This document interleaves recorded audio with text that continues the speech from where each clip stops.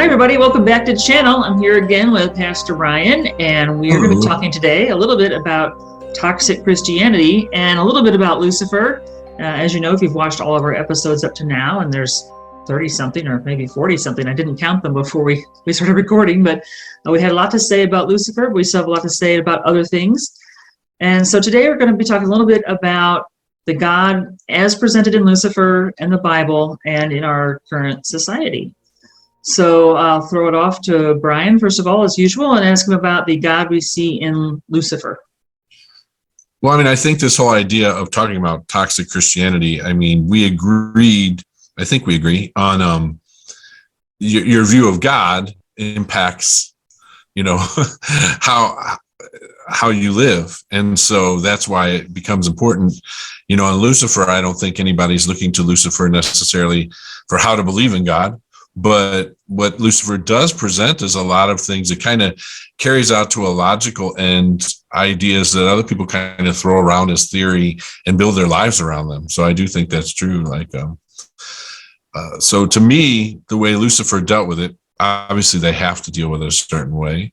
But, it's just making God in human image, kind of like the Greek gods.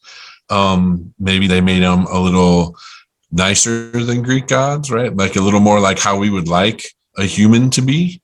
But Ella says he's a great hugger, best hugs ever, right? Yeah, unless you're Dan. But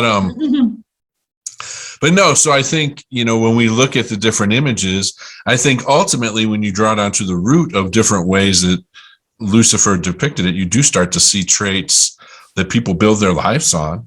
And so that's why I think it's quite interesting if we start to look at the different images that each character had of God and even how they interact with God once God has become anthropomorphized, I guess. No, not right. Really, but it has become humanized. Yeah.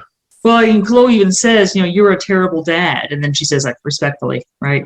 Lest he strike her dead with a thunderbolt, I guess. But our big crux with Lucifer, right? It is the character that he has daddy issues, right? Mm-hmm. And he even says to one of the characters at some point, well, we had a big family, but then, dad goes off into the workshop and never comes out. And so, he's basically describing his sort of absent father figure, right? And then we get the little speech from his sister, Azrael, when she's talking about how you were the one who'd stand up for me when the others were bullying me. So clearly, this is a dysfunctional group of creatures, and dad is not around to ride herd on the ones who are bullying, the younger ones or the less powerful ones, or however they're sorting themselves out. And they're just kind of left to their own devices. And here's Lucifer stepping up saying, hey, it's not right to bully my little sister. Why isn't God there, right? It's parentification, right? When you make one of your children act like a parent in the household, it's kind of getting done to Lucifer in a sense, where he's the one who then has to stand up and try to make things be just. And then he gets, mad at dad, and then dad sends him to hell. So you can see where the daddy issues are coming from, but this isn't the sort of all-loving, omnipotent God that maybe people like to think about. Right. But they do talk about God as Father, like they're like really wedded to that. And mm-hmm. I would say that's a big part of the toxicity, right? Like, especially because we live in a patriarchal society. And so identifying God with a dysfunctional patriarchy right away creates toxicity. It's funny, when you were talking just now, I just thought to myself, I instantly had more empathy for the angels, because I just thought they're Gen X. They're the latchkey kids. And of course I'm Gen X and was a latchkey kid. But no, so, and that idea of, all of us, I remember that, like, I was from a divorced family, and of course I had to be a parent. I mean, I feel like I was a parent even before the divorce in my household, but I had to be the parent, and that's a lot of trauma and a lot of stolen youth and innocence and things like that.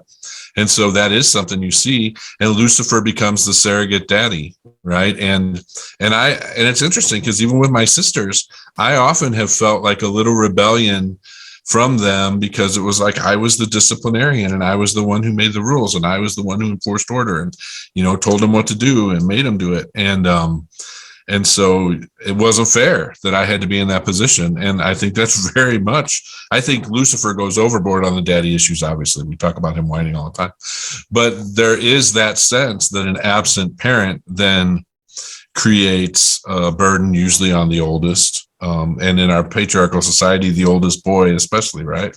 So very interesting. I think that whole father idea, toxic. I remember when the first time in my Catholic parish, when I was working as a youth minister and a pastoral associate, I was 19 years old, and two women I loved, moms of like fairly large families, 4 or 6 kids, and lifelong Catholic women, very, very devoted to the church. And they just started to be pissed off. And they just started to say, I can't deal with this father, he, him crap anymore. And they're like, I'm tired of it. They won't ordain women. They keep talking about God as he, and they're like, I don't want anything to do with it. Right. And it was the first time I ever had to like stop and think about that. And of course, now one of the reasons I almost never use male pronouns, I'll use female pronouns before I use male pronouns, although I prefer they, them for God, but is because of that. We have millennia of violent patriarchy that it would take more than a decade or two to reverse that thinking of a patriarchal, violent predator God who's judging and shaming and punishing. Mm-hmm. Yeah, well, we see that not just in religion, right, but in all aspects of life, where it's the dominant male that people want to look up to, right? That's a good thing. I remember, I think it was in 2008, maybe. Someone was going around and asking people what they thought about Hillary Clinton. I don't know this person was going to vote for her if she was on the ticket or not, but they just wanted to know, what do you think about her being on, if she were the presidential candidate for the Democrats? And people were like, oh, no, it's like, women can't do that. Or even just, I don't like the sound of her voice, or, it's always something, right? But give me that solid male candidate that I want to vote for, who's the, alpha gorilla in the pack or something. That's who I'm comfortable, with in being in charge. And so that's the whole idea. Yeah, until she cried. Then she's like a woman, right? Like It's just like there's absolutely no winning, right? It's a complete fail no matter what. Yeah, if you act like a man, then you're being strident or bitchy. But if you cry, then you're weak or something. Whereas men can apparently be angry and cry or do whatever they want, and that's not a problem. So it's not just religion, but yeah, that the whole thing that our culture's kind of welded onto it. I don't even know how you would get it out entirely, but I hope we're trying. Yeah. and you went right where I thought of Hillary. I thought of the Hillary Clinton right away too. And, I'm not the most universal blind follower of Hillary Clinton in the world, but certainly, if you didn't see the patriarchy at work there, you're part of this toxic patriarchy that we're talking about. But I was just thinking about that, like when under Trump, where he's just temper tantrum and say whatever he wants and make no sense and refuse to testify and all this stuff, where, they just kept dragging Hillary Clinton in to talk about, Libya, and she just had to sit there and email. Like, it's just so funny how she had to be perfect and behave, just like we just had this hearing, totally different from Brett Kavanaugh is how the current Senate confirmation hearings, just, it's crazy. It's always there. And then we get into racism, which is a big part of the patriarchy of our country as well, but, crazy. Okay, so back to ideas of images of God, though, and Lucifer. So then we get Lucifer's dad showing up, right? And then he's not in heaven anymore.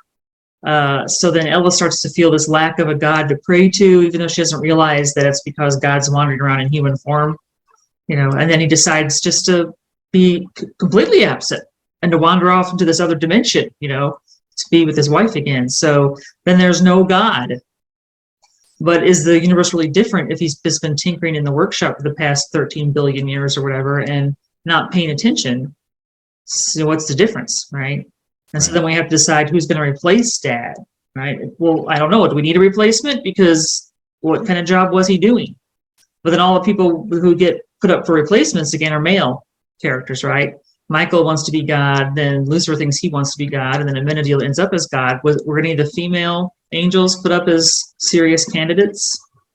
Yeah, and how interesting that, Chloe, has to stop being a detective and be the good wife to God, right? Like if Lucifer were to become God, that's kind of in there too. Very interesting. When you go to that, the whole thing of that feeling, the feeling God, right? Feeling a connection to God or whatever.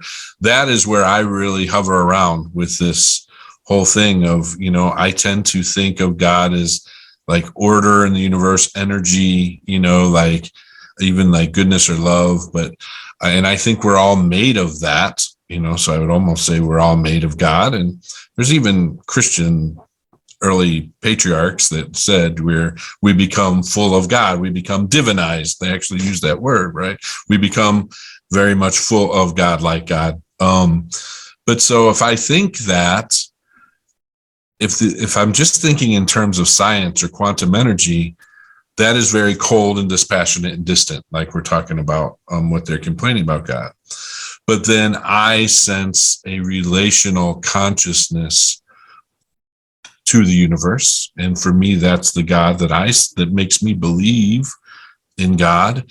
And so Chloe had to deal with that. And it's kind of funny because when God was distant and absent, Ella felt God.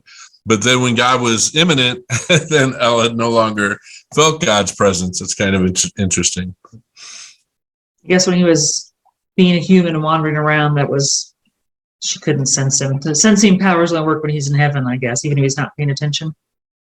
Yeah.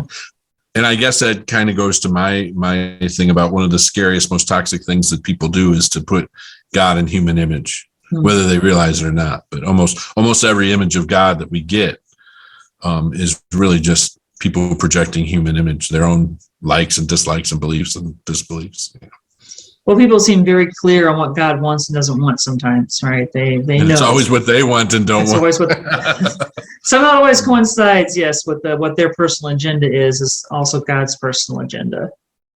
Unless they can be like the self-flagellating, because there's something about playing victim or this self-hating thing that somehow makes people, I guess they can't achieve in positive ways. So then the only way they can achieve is in negative, self-destructive ways, or maybe to explain their self-destructive negativity or whatever.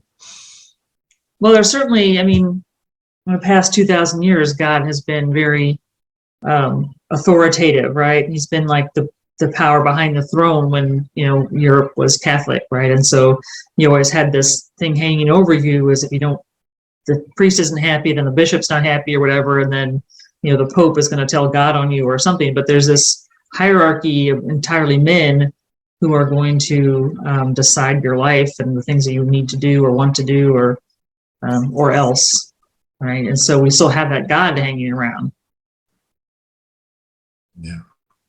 And is it Macbeth where when she says like unwoman me or something like that, where she like literally says, for me to do the important thing now, I have to shed my womanhood. So any queen, if there is a woman in a power, an authority, and we kind of talked about that, but when you're talking about kings and queens, when there was a queen, she had to have that stern face or whatever, she had to always balance the expectations of a woman and the demands, the pretending to be a man thing. So crazy, just crazy.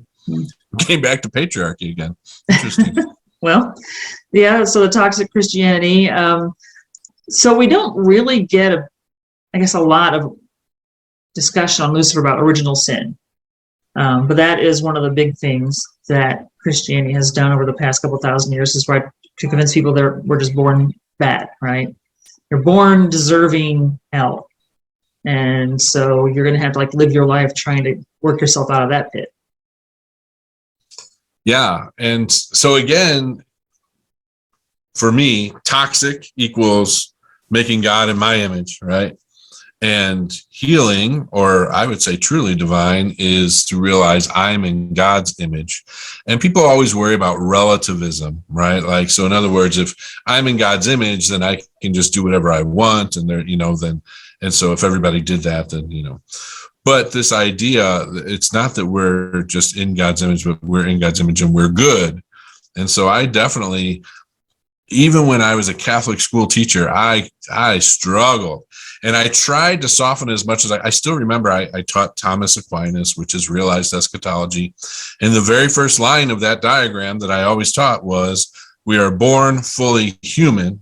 And that's what original sin is, because that's Catholic teaching, right? And we get first grace at baptism.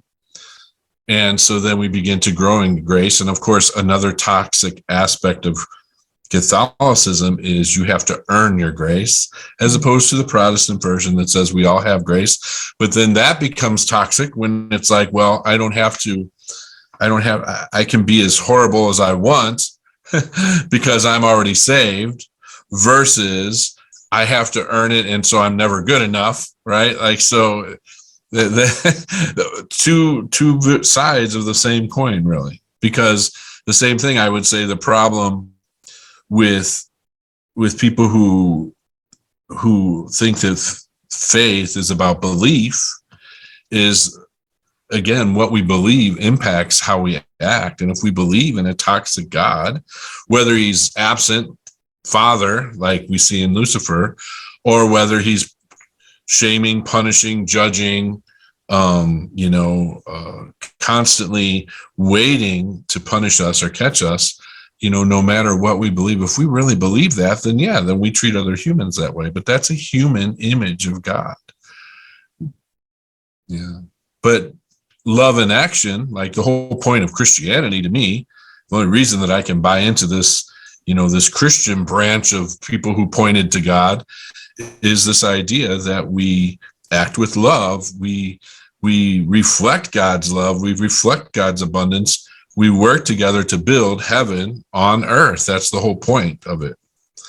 And so faith, really, in Greek, the word that they use in the Bible, pistis, is literally an action word, to risk everything with love, right? For God, or for God's children, because God loves us all. And that's a hard one to accept. God doesn't love us by punishing us. God doesn't love us by sending us to hell, right? Like that ain't love. That's human abuse. That's just putting God in our own image. Yeah, I mean, the whole, Satan, as we've discussed before, and we could probably end up discussing again, is really a post-biblical idea, and hell is very much not really a part of the Bible, certainly not in the Old Testament, and just sort of like alluded to a few times in the New Testament. But this whole like Dante-esque kind of hell where, everyone's destined to go, and there's all these levels of punishment, and that's much more of the, post-biblical, how do we control people, right? You're going to go to hell. I've said before, maybe you can said in our last episode, that when I ask my students to rate sins according to where they are, let's say that Dante's hell is real, there's 9 levels, where are you going to put the murderers? Where are you going to put the rapists? Where are you going to put the thieves or whatever? And so I'll make a list of sins that Dante mentions, and some of them really aren't, the students are like, blasphemy, what's that? Or simony, these things are not really part of their life. So they'll stick those people like on level 1 or 2, because they don't really get the point, or they don't even know what kind of sin that is. And Dante's got those people way down, right? Because that's sins against God or the church or something. And so that's really, really bad. So my students always stick rapists and murderers lower than Dante has them. And the people who are making these sins against God or the church, they don't even know what to do with those people, because it doesn't go across to them.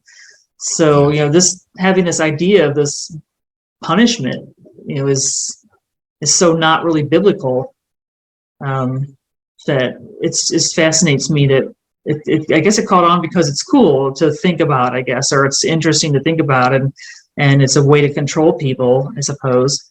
But as a biblical thing, it's really not there. It's interesting. I've kind of talked about it before. In my thesis, I'm one of those pastors that doesn't like to talk about sin a lot, but there's a reason for that. But it really was the first time in seminary, like my third year of 4 years of courses, where, they said there's a chapter on sin and evil, right? And so you're going to have to define sin and evil, not obviously not like comprehensively define it, right? But I had to really wrestle with what is sin and what is evil. And, sin, I just think after I wrestled with it is, our hurt people hurting people, right? Our trauma, hurting other people. And so there's a lot of times, in my job right now as a hospice chaplain, I can dig deep inside of myself, even if I think what a person's doing wrong, and try and find a motivation there. It doesn't excuse the sin, right? The behavior, but it at least helps me understand where they're getting there, because I've had to do that process for myself. But what is evil, I came to think, is particular. The number one evil is to use God as your justification for doing that, right? So maybe our trauma, sometimes we upgrade it by acting out and saying this is what God wants, because that's what causes, I say this all the time, all it takes is any public figure with an audience to even say something about LGBT folks, and people die instantly. You don't even have to get your way, just don't say gay, right? Just by like bringing that up into the public thing, people get bullied, kids get disowned, people get bashed, people get murdered. But most of all, that happens most quickly, is people kill themselves because they're convinced by society that they're evil and they're bad, and that, all these things that people say God loves you so much that you're going to hell, right? So love the sin or hate the sin, all that crap. And so I really do think that what really becomes sin for me then is when you're using these systems of power to justify, like even just us using drones to kill people overseas, when we make a mistake or whatever, but that's empire. We're being empire, or that, we're sympathetic to light-skinned Ukrainians while we're still putting brown-skinned kids from our southern border in tents and military bases here in the desert, right? Like, and people can't, of course we're all inconsistent. We're not perfect, but just this idea that we somehow, our sins become very evil when we like use the systems of power, and especially God as the justification for that. Yeah, and I think we get sort of a schizophrenic view in Lucifer of that too, right? Because, okay, so Lucifer was apparently the only angel that got banished from heaven. So, because in the show, the demons aren't fallen angels, they're just functionaries created to be in hell, right? So he's the only one of his kind down there, and his main crime seems to have been standing up to Dad, right? And so Dad's like, oh, you want me to pay attention to you? Well, here you go. But then you have this problem of what do you do with the main character who is like the chief torturer, right, of everyone who's going to get sent to hell. And so we get this view of like people who spend time in hell, the characters who come back are like, oh, it's terrible, I'd do anything not to go there again, and all this kind of stuff. At the same time, every time we go to hell, it doesn't seem all that bad, right? And there was even a scene where Lucifer and Amenadiel are having a discussion in hell, in somebody's personal hell loop, where it's like a clown, right? I guess they were afraid of clowns. And then Lucifer leaves Amenadiel in charge of hell for whatever reason, and the clown's like, hey, can I get back to my job? But Amenadiel's kind of like, he just sort of shrugs and walks off. So, the poor person who's going to get tortured, I guess, by clowns some more, we don't really seem too concerned about them.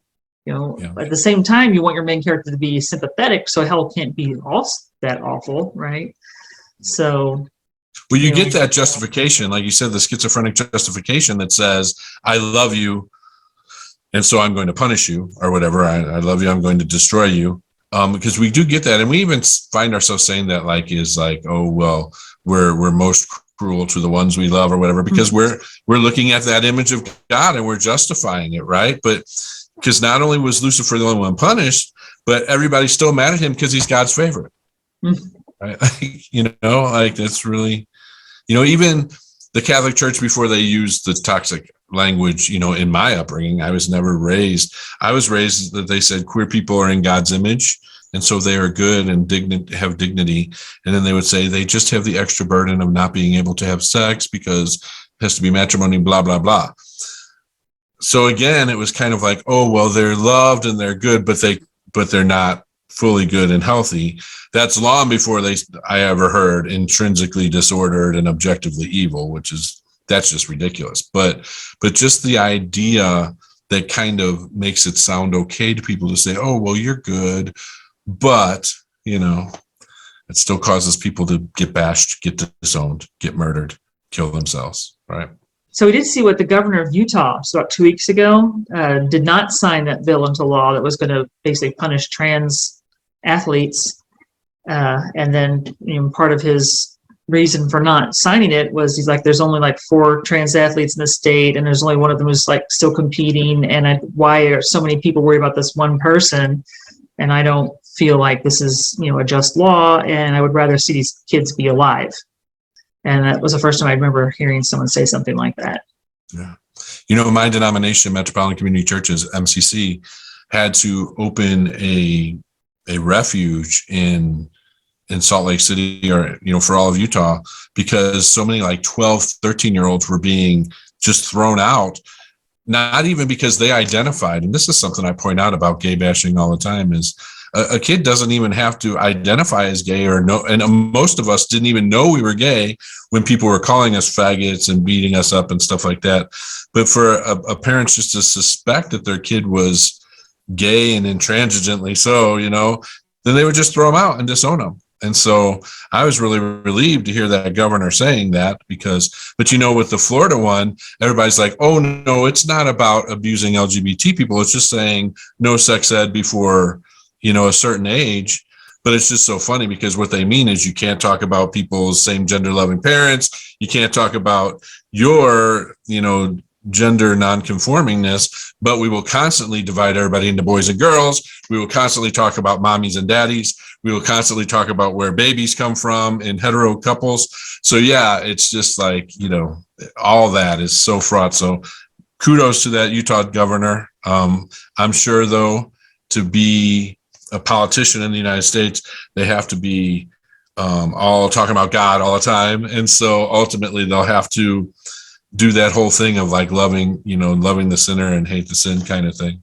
Just like I was telling you, I've been watching The Eyes of Tammy Faye, and I mean, it was beautiful the way she said to Steve Peters, who's a pastor from my denomination way back in the day. And, she's saying to them, I can't believe how parents would not just love and care for their kids, because he was fortunate. He was saying his parents, when he came out as gay, that they didn't disown him. His pastor really made it bad for him, but she just wept and just thought of the idea, because she had been rejected by her parents and things like this. So again, we're blaming God as our excuse to do something that's completely inhuman, completely unspeakable, and certainly not divine, right? Okay, well, I'm sure we can come back to this topic many more occasions, discuss more toxic Christianity, but that's probably enough for our first toxic Christianity discussion, and how we're seeing at least a little bit reflected in Lucifer as well, with the not really knowing what to do with the God character. Although obviously when you're talking about a fictional story, omnipotent characters are bad, because they can just fix everything, so that way no other characters have to actually slog through and solve anything for themselves. But so from a storytelling point of view, it's really hard to have an omnipotent God, but they still didn't seem to know really what they wanted to do with a God character, I think.